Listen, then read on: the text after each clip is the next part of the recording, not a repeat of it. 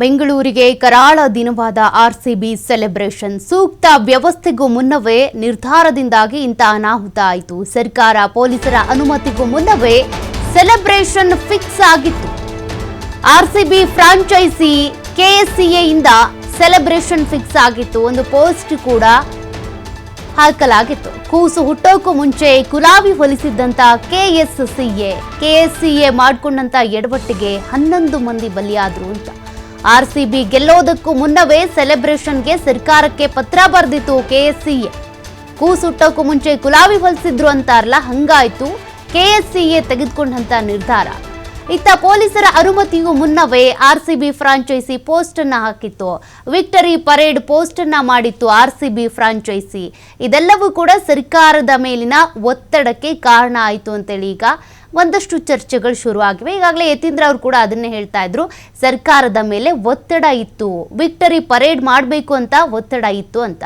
ಮೊನ್ನೆ ರಾತ್ರಿಯಿಂದನೂ ಹಾಗಾದ್ರೆ ಆದಂತ ಬೆಳವಣಿಗೆಗಳು ಏನೇನಾಯ್ತು ಅಲ್ಲಿ ಅಂತ. ಆರ್ಸಿಬಿ ಕಪ್ ಗೆದ್ದ ನಂತರ ಅಲ್ಲೇನೋ ಸೆಲೆಬ್ರೇಷನ್ ಆಯಿತು, ಕಪ್ ಕೊಟ್ಟರು, ಕಪ್ ಎತ್ತಿ ಹಿಡಿದ್ರು. ಬಟ್ ಒಂದು ಪೋಸ್ಟ್ ಬಂತು, ಅದರಲ್ಲೂ ಕೂಡ ಅಲ್ಲಿ ವಿರಾಟ್ ಕೊಹ್ಲಿ ಹೇಳಿದ್ರು, ನಾವು ಬೆಂಗಳೂರಿಗೆ ನಾಳೆ ಬರ್ತಿದ್ದೀವಿ ಅಂತ. ಅವ್ರಂಗೆ ಹೇಳೋದಕ್ಕೆ ಕಾರಣ ಏನು? ಇಲ್ಲಿಂದ ಒಂದು ಮೆಸೇಜ್ ಹೋಗಿರ್ಬೇಕಲ್ವಾ, ಕೆಎಸ್ಸಿಎ ಇಂದ ಪ್ರೋಗ್ರಾಮ್ ಇರುತ್ತೆ ಹಿಂಗೆ ಅಂತೇಳಿ, ಹಂಗಾಗಿ ಹೇಳಿರ್ತಾರೆ. ಅಂದರೆ ಇಲ್ಲಿ ಸರ್ಕಾರಕ್ಕೆ ಪತ್ರ ಬರೆದಿದ್ರು ಅನ್ನೋದು ಕೂಡ ಗೊತ್ತಾಗ್ತಾ ಇದೆ. ನೋಡೋಣ, ಮ್ಯಾಚ್ ನಡೆಯುವಂಥ ಸಂದರ್ಭದಲ್ಲೇ ಸರ್ಕಾರಕ್ಕೆ ಕೆಎಸ್ಸಿಎ ಪತ್ರವನ್ನು ಬರೆದಿತ್ತು. ಆರ್ಸಿಬಿ ಗೆದ್ದರೆ ವಿಧಾನಸೌಧ ಮೆಟ್ಟಿಲುಗಳ ಮೇಲೆ ಕಾರ್ಯಕ್ರಮಕ್ಕೆ ಅನುಮತಿ ಅಂತ ಪತ್ರವನ್ನು ಬರೆಯಲಾಗಿತ್ತು.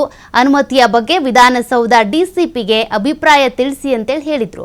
ಇನ್ನು ಡಿಪಿಆರ್ನಿಂದ ಪತ್ರ ಮೇ 3ನೇ ತಾರೀಕಿನಂದೇ ಹೋಗಿತ್ತು. 3ನೇ ತಾರೀಕಂದೇ ನಡೆದಿದ್ದಂಥ ಈ ಪತ್ರ ಮತ್ತು ಅನುಮತಿಯ ವ್ಯವಹಾರ 3ನೇ ತಾರೀಕೆ ನಡೆದಿತ್ತು ಇದೆಲ್ಲ. ಆದರೆ ಜೂನ್ 3ನೇ ತಾರೀಕು ಈ ಪತ್ರವನ್ನು ಬರೆಯಲಾಗಿತ್ತು. ಆದರೆ ಈ ಕಾರ್ಯಕ್ರಮದ ಅನುಮತಿಯ ಬಗ್ಗೆ ನಿನ್ನೆ ನಿರ್ಧಾರವನ್ನು ತೆಗೆದುಕೊಂಡಿದ್ದಾರೆ. ಅಂದರೆ ಈ ಕಪ್ ಗೆದ್ರು ಅಂತ ಗೊತ್ತಾಯ್ತಲ್ಲ, ಗೊತ್ತಾದ ತಕ್ಷಣ ಮಾರನೇ ದಿನನೇ ಕಾರ್ಯಕ್ರಮ ಇಟ್ಕೊಳ್ಬೇಕು ಅಂತ. ನಿನ್ನೆ ಬೆಳಗ್ಗೆ 10ರ ತನಕ ಬೆಳಗ್ಗೆ 10 ಗಂಟೆವರೆಗೂ ಕೂಡ ಸಿಎಂ ಕಾರ್ಯಕ್ರಮ ನಿಗದಿಯಾಗಿರಲಿಲ್ಲ. ಅಂದರೆ ವಿಧಾನಸೌಧದಲ್ಲಿ ಆಗುವಂಥ ಕಾರ್ಯಕ್ರಮ. ಮತ್ತೊಂದು ಕಡೆ ನಿನ್ನೆ ಬೆಳಗ್ಗೆ 7 ಗಂಟೆಗೆ ಆರ್ಸಿಬಿ ವಿಕ್ಟರಿ ಪರೇಡ್ ಪೋಸ್ಟ್ ಅನ್ನ ಮಾಡಿದ್ರು, ನಾವು ಬರ್ತೀವಿ, ಮೆರವಣಿಗೆ ಆಗುತ್ತೆ ಅಂತ. ಆದರೆ ವಿಕ್ಟರಿ ಪರೇಡ್ಗೆ ಪೊಲೀಸರ ಅನುಮತಿನೇ ಸಿಕ್ಕಿರಲಿಲ್ಲ. ಅದ್ರ ಬಗ್ಗೆ ಅಲ್ಲಿ ಒಂದಷ್ಟು ಡಿಸ್ಕಷನ್ಸೇ ಆಗಿರಲಿಲ್ಲ, ಅನುಮತಿನೂ ಇರಲಿಲ್ಲ. ಅನುಮತಿಗೂ ಮುನ್ನವೇ ವಿಕ್ಟರಿ ಪರೇಡ್ ಬಗ್ಗೆ ಪೋಸ್ಟ್ ಹೊರಬಿದ್ದಿತ್ತು. ತೆರೆದ ವಾಹನದಲ್ಲಿ ಆಟಗಾರರನ್ನ ನೋಡಬೇಕು ಅಂತ ಫ್ಯಾನ್ಸ್ ಉತ್ಸುಕರಾಗಿದ್ರು. ವಿಧಾನಸೌಧದಲ್ಲಿನ ಸೆಲೆಬ್ರೇಷನ್ ನೋಡೋದಕ್ಕೆ ಸಿದ್ಧವಾಗಿ ನಿಂತಿದ್ರು. ಸ್ಟೇಡಿಯಂನಲ್ಲಿ ನಡೆಯುವಂಥ ಕಾರ್ಯಕ್ರಮದ ಸೆಲೆಬ್ರೇಷನ್ಗೂ ಸಿದ್ಧವಾಗಿದ್ರು. 3 ಕಡೆ ಕಾರ್ಯಕ್ರಮದ ಬಗ್ಗೆ ಅಭಿಮಾನಿಗಳ ಕ್ರೇಜ್ ಹೆಚ್ಚಾಯಿತು. ಮಕ್ಕಳು, ಮಹಿಳೆಯರು, ಯುವಕರು ಹೆಚ್ಚಿನ ಸಂಖ್ಯೆಯಲ್ಲಿ ಸೇರ್ಕೊಂಡ್ರು. ಆದರೆ ಕಾರ್ಯಕ್ರಮಗಳಿಗೆ ಸೂಕ್ತ ವ್ಯವಸ್ಥೆನೇ ಆಗಿರಲಿಲ್ಲ. ಜನ ಹೆಚ್ಚಾಗಿ ಸೇರಿದ್ರಿಂದ ಎಲ್ಲ ಕಡೆ ಕೂಡ ಗೊಂದಲ ಉಂಟಾಯಿತು. ಜನಸಂದಣಿ ನಡುವೆ ಪೊಲೀಸರ ಸಾಮರ್ಥ್ಯ ಸಾಕಾಗಲಿಲ್ಲ. ಅಲ್ಲಿ ಆ ಕೆಪಾಸಿಟಿ ಇರಲಿಲ್ಲ, ತಡೆಯುವಂಥ ಕೆಪಾಸಿಟಿ. ಇನ್ನು ಮಧ್ಯಾಹ್ನ ವಿಕ್ಟರಿ ಪರೇಡ್ ಇಲ್ಲ ಅನ್ನುವಂಥ ನಿರ್ಧಾರ ಕೂಡ ಹೊರಬಿತ್ತು. ನಂತರ ಕಾರ್ಯಕ್ರಮಕ್ಕೆ ಉಚಿತ ಪ್ರವೇಶ ಅಂತೇಳಿ ಹೇಳಿದ್ರು. ಆರ್ಸಿಬಿ ಫ್ರಾಂಚೈಸಿ ಪೋಸ್ಟ್ ಮಾಡಿತು.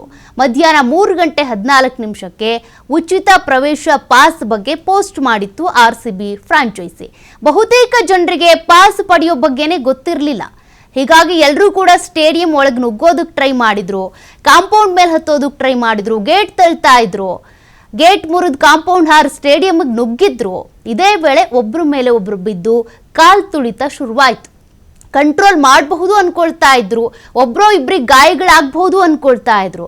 ಬಟ್ ಬರೋಬ್ಬರಿ 11 ಮಂದಿ ಸಾವನ್ನಪ್ಪಿದ್ರು ಈ ಒಂದು ಕಾಲ್ ತುಳಿತದಲ್ಲಿ.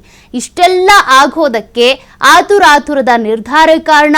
ಆರ್ಸಿಬಿ ಫ್ರಾಂಚೈಸಿ ಮಾಡಿದಂಥ ಅನುಮತಿ ಸಿಗೋದಕ್ಕೂ ಮುಂಚೆ ಮಾಡಿದಂಥ ಒಂದು ಪೋಸ್ಟ್ ಕಾರಣ. ಉಚಿತ ಪ್ರವೇಶಕ್ಕೆ ಬಿಟ್ರಲ್ಲ, ಅದು ಕೂಡ ಕಾರಣ.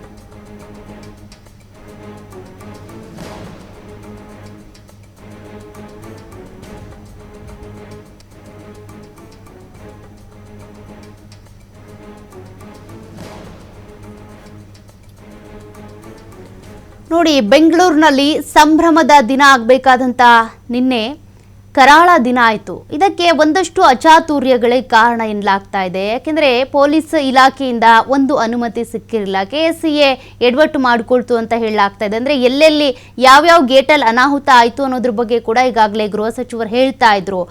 ಗೇಟ್ ನಂಬರ್ 2 ಇರ್ಬೋದು, 2A, 6, 7, 8 ಮತ್ತು 17, 18, 21 ಇಲ್ಲೆಲ್ಲ ಕಡೆ ಕೂಡ ನೂಕುನುಗ್ಗಲು ಉಂಟಾಗಿತ್ತು ಅಂತೇಳಿ ಮೊದಲಿಗೆ ಹೇಳ್ತಾರೆ. ಟಿಕೆಟ್ ಅಥವಾ ಪಾಸ್ ತೆಗೆದುಕೊಳ್ಬೇಕು ಅಂತ, ನಂತರದಲ್ಲಿ ಉಚಿತ ಪ್ರವೇಶ, ಇದೆಲ್ಲ ಎಡವಟ್ಟಿಗೆ ಕಾರಣ ಆಯಿತು. ಮತ್ತಷ್ಟು ಡೀಟೇಲ್ಸ್ ಕೊಡ್ತಾರೆ ಪ್ರತಿನಿಧಿ ಸಂತೋಷ್. ನಿಜಕ್ಕೂ ಕೂಡ RCB ಸಂಭ್ರಮಾಚರಣೆಯ ದಿನ ಆಗಬೇಕಾದಂಥ ನಿನ್ನೆ ಕರಾಳ ದಿನ ಆಗಿತ್ತು. ಇದೆಲ್ಲದಕ್ಕೂ ಕಾರಣ ಒಂದು ರೀತಿಯಾಗಿ ಸರ್ಕಾರ ಆತುರಾತುರವಾಗಿ ಕಾರ್ಯಕ್ರಮ ಮಾಡ್ತು ಅನ್ನೋದು, ಮತ್ತೊಂದು ಪರ್ಮಿಷನ್ ಸಿಗೋಕ್ಕೂ ಮುಂಚೆ RCB ಫ್ರಾಂಚೈಸಿ ಒಂದು ಪೋಸ್ಟ್ ಮಾಡ್ತು ಅನ್ನೋದು, ಉಚಿತ ಪ್ರವೇಶ ಸಿಕ್ತು ಅನ್ನೋದು. ಇದೆಲ್ಲವೂ ಯಾವ ರೀತಿಯಾಗಿ ಘಟನೆ ಆಗೋದಕ್ಕೆ ಕಾರಣ ಆಯಿತು, ಮತ್ತೆ ಯಾವ ರೀತಿ ಸಮರ್ಥನೆ ಮಾಡ್ಕೊಳ್ಳೋದಕ್ಕೆ ಸರ್ಕಾರ ಟ್ರೈ ಮಾಡ್ತಿದೆ? ಓಕೆ, ಇಡೀ ಪ್ರಕರಣವನ್ನು ನೋಡ್ತಾ ಹೋದರೆ ಪೂರ್ವ ಸಿದ್ಧತೆ ಮಾಡದೇ ಇಲ್ಲದಿರುವಂಥದ್ದು ಇಡೀ ಘಟನೆಗೆ ಪ್ರಮುಖವಾಗಿ ಕಾರಣ ಆಗಿರುವಂಥದ್ದು. ಒಂದು ಕಡೆ KSCAನ ಆತುರದ ನಿರ್ಧಾರ, RCB ಫ್ರಾಂಚೈಸಿ ಏನಿತ್ತು ಅವರ ಆತುರದ ನಿರ್ಧಾರ ಮತ್ತು ಅವರ ಒತ್ತಡ ಏನಿತ್ತು, ಇದರಿಂದಾಗಿ ಇಡೀ ಇನ್ಸಿಡೆಂಟ್ ಆಗಲಿಕ್ಕೆ ಕಾರಣ ಆಗಿರುವಂಥದ್ದು. ಅವರ ಪೂರ್ವ ನಿಯೋಜಿತ ಪ್ಲಾನ್ ಮಾಡದೇ ಇರುವಂಥದ್ದು, ಮತ್ತು ಪಬ್ಲಿಕ್ ಬಂದರೆ ಅವ್ರನ್ನ ಯಾವ ರೀತಿಯಾಗಿ ಕಂಟ್ರೋಲ್ ಮಾಡಬೇಕು, ಅವ್ರಿಗೆ ಯಾವ ರೀತಿಯಾಗಿ ಎಂಟ್ರಿಯನ್ನು ಕೊಡಬೇಕು, ಯಾವ ರೀತಿಯಾಗಿ ಅವರನ್ನು ಸಂಭಾಳಿಸಬೇಕು ಅನ್ನೋದ್ರ ಬಗ್ಗೆ ಯಾವುದೇ ರೀತಿಯ ಪೂರ್ವ ನಿಯೋಜಿತವಾಗಿ ತಯಾರಿ ಆಗಿರಲಿಲ್ಲ. ಇನ್ನೂ ಮ್ಯಾಚ್ ನಡೆಯುವಂಥ ಸಂದರ್ಭದಲ್ಲಿ ಸರ್ಕಾರವನ್ನು ಸಂಪರ್ಕವನ್ನು ಮಾಡಿ ವಿಧಾನಸೌಧದ ಮೆಟ್ಟಿಲುಗಳಲ್ಲಿ ಇವರು ಕಾರ್ಯಕ್ರಮವನ್ನು ಮಾಡಬೇಕು ಅಂತೇಳಿ ಪತ್ರವನ್ನು ಬರೀತಾರೆ. DPIR ಮುಖಾಂತರ ಪತ್ರವನ್ನು ಬರೆದು ಅದನ್ನು ವಿಧಾನಸೌಧ ಭದ್ರತಾ DCP ಅವರಿಗೂ ಕೂಡ ಒಂದು ಪತ್ರ ಹೋಗುತ್ತೆ. ಇಲ್ಲಿ ಒಂದು ಈ ಕಾರ್ಯಕ್ರಮನ ಆಯೋಜನೆಯನ್ನು ಮಾಡಬೇಕಾ, ಭದ್ರತೆಯನ್ನು ಕೊಡಲಿಕ್ಕೆ ಆಗುತ್ತಾ, ಮಾಡಬೇಕಾ ಬೇಡ ಅನ್ನೋದ್ರ ಬಗ್ಗೆ ಅನುಮತಿಯನ್ನು ಕೊಡಬೇಕು ಅಂತ ಹೇಳಿ ಒಂದು ಪತ್ರ ಹೋಗುತ್ತೆ. ಸೊ ಈ ಪತ್ರಕ್ಕೆ ಉತ್ತರ ಬರುವ ಮೊದಲೇ ಸರ್ಕಾರದ ಮೇಲೆ ಒತ್ತಡವನ್ನು ತಂದರೆ, ಇಲ್ಲ ಸರ್ಕಾರವೇ ಇದರಿಂದ ಸರ್ಕಾರದ ಅಂದರೆ ಕಾಂಗ್ರೆಸ್ ಸರ್ಕಾರಕ್ಕೆ ಏನಾದರೂ ಲಾಭ ಆಗ್ಬೋದು ಅನ್ನೋ ಕಾರಣಕ್ಕೆ ಈ ಒಂದು ಕಾರ್ಯಕ್ರಮವನ್ನು ಮಾಡಲಿಕ್ಕೆ ಒಪ್ಪಿಗೆಯನ್ನು ಕೊಡ್ತಾ ಅನ್ನೋದು ಇನ್ನೂ ಕೂಡ ಗೊತ್ತಾಗಿಲ್ಲ. ಅದು ತನಿಖೆಯನ್ನು ಮಾತ್ರ ಹೊರಬರಬೇಕಾಗಿದೆ. ಆದರೆ ಸರ್ಕಾರ KSI ಮತ್ತು RCB ಏನಿದೆ ಫ್ರಾಂಚೈಸಿ ಇವ್ರ ಮೂರುಗಳ ನಿರ್ಲಕ್ಷ್ಯಕ್ಕೆ ಸುಮಾರು 11 ಜನರು ಬಲಿಯಾಗಿರುವಂಥದ್ದು. ಏನೋ ನಾವು ಗಾದೆ ಮಾತನ್ನು ಹೇಳ್ತೀವಿ, ಕೂಸು ಹುಟ್ಟುವ ಮೊದಲೇ ಕುಲಾಯನ್ನು ಹೊಲಿಸಿದ್ರು ಅಂತ ಅನ್ನೋ ರೀತಿಯಲ್ಲಿ ಇನ್ನೂ ಕೂಡ ಕಪ್ಪೆಗೆದ್ದಿರಲಿಲ್ಲ, ಇವ್ರು ಬರಲಿಲ್ಲ, ಯಾವುದೇ ಪ್ಲಾನ್ ಆಗಿರಲಿಲ್ಲ. ಅದರಲ್ಲೂ ಸ್ಟೇಡಿಯಂನಲ್ಲಿ ಇರುವಂಥದ್ದು 35ರಿಂದ 40 ಸಾವಿರ ಜನ ಸೀಟಿಂಗ್ ಕೆಪಾಸಿಟಿ. ಸೊ ಅದಕ್ಕೆ ಏನಿಲ್ಲ ಅಂದರೂ RCB ಫ್ಯಾನ್ಗಳು ಇರುವಂಥ ಕ್ರೇಜನ್ನು ನೋಡಿದ್ರೆ 5ರಿಂದ 10 ಲಕ್ಷ ಜನ ನಿನ್ನೆ ನಗರದ ಕೇಂದ್ರ ಭಾಗಕ್ಕೆ ಬಂದಿರುವಂಥದ್ದು. ವಿಧಾನಸೌಧ ಇರ್ಬೋದು, ಚಿನ್ನಸ್ವಾಮಿ ಸ್ಟೇಡಿಯಂ ಇರ್ಬೋದು, ಆ ರಸ್ತೆ ಭಾಗದಲ್ಲಿ ಸಂಪೂರ್ಣವಾಗಿ ಜನ ಸೇರಿದ್ರು. ಸೊ ಇಷ್ಟೆಲ್ಲ ಆದರೂ ಕೂಡ ಪೊಲೀಸರು ಯಾವುದೇ ಹಂತದಲ್ಲಿ ಅಂದರೆ ಸರ್ಕಾರ ಆಗಲಿ KSI ಅವರು ಬಂದಾಗಲೂ ಕೂಡ ಇಲ್ಲಿ ಕಾರ್ಯಕ್ರಮವನ್ನು ಮಾಡಲಿಕ್ಕೆ ಆಗೋದಿಲ್ಲ, ಅನುಮತಿಯನ್ನು ಕೊಡೋದಿಲ್ಲ ಅಂತ ಹೇಳಿದ್ರು. ಆದರೆ ಸರ್ಕಾರದ ಒತ್ತಡಕ್ಕೆ ಮಣಿದು ಪೊಲೀಸರು ಅದಕ್ಕೆ ಅನುಮತಿಯನ್ನು ಕೊಡಬೇಕಾಗುತ್ತೆ. ಆದರೆ ಪೊಲೀಸರಿಗೆ ಯಾವುದೇ ರೀತಿಯ ಭದ್ರತೆಯನ್ನು ಮಾಡ್ಕೊಳ್ಳಿಕ್ಕೂ ಕೂಡ ಯಾವುದೇ ಸಮಯಾವಕಾಶ ಇರೋದಿಲ್ಲ. ಕೇವಲ ಮಧ್ಯಾಹ್ನ 1 ಗಂಟೆ ವೇಳೆಗೆ ಇಡೀ ಇನ್ಸಿಡೆಂಟ್ಗೆ ಸಂಬಂಧಪಟ್ಟ ಹಾಗೆ ಒಂದು ಪೊಲೀಸರಿಗೆ ಮಾಹಿತಿಯನ್ನು ಕೊಡ್ತಾರೆ.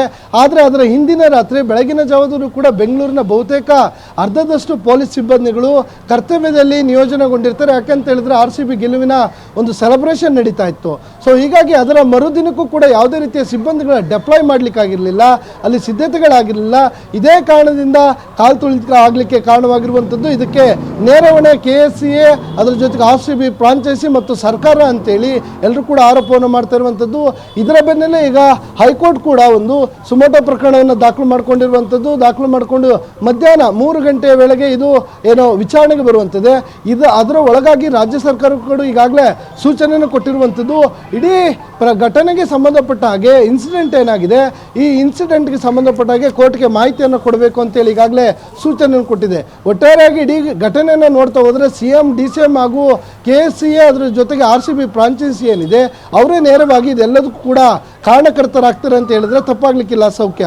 ಓಕೆ, ಥ್ಯಾಂಕ್ ಯು ಸಂತೋಷ್ ಮಾಹಿತಿಗೆ. ನೋಡಿ, KSCA ಮಾಡಿದಂಥ ಒಂದು ಎಡವಟ್ಟು ಮತ್ತು RCB ಫ್ರಾಂಚೈಸಿ ಹಾಕಿದಂಥ ಪೋಸ್ಟ್, ಸರ್ಕಾರದ ಮೇಲಿನ ಒತ್ತಡ, ಇದೆಲ್ಲವೂ ಕೂಡ ಅಮಾಯಕರನ್ನ ಬಲಿ ತೆಗೆದುಕೊಳ್ಳುವಂತೆ ಮಾಡ್ತು. ಒಟ್ಟು 11 ಮಂದಿ ನಿನ್ನೆ ಕಾಲ್ತುಳಿತದಲ್ಲಿ ಸಾವನ್ನಪ್ಪಿತು. ಎಲ್ಲದಕ್ಕೂ ಕೂಡ ಪ್ರಿಪ್ರೇಷನ್ ಬೇಕಾಗುತ್ತೆ. ಆತುರವಾಗಿ ಏನೇ ಮಾಡೋದಕ್ಕೆ ಹೋದ್ರೂ ಕೂಡ ಆಗೋದು ಇಂತಹ ದುರ್ಘಟನೆಗಳು.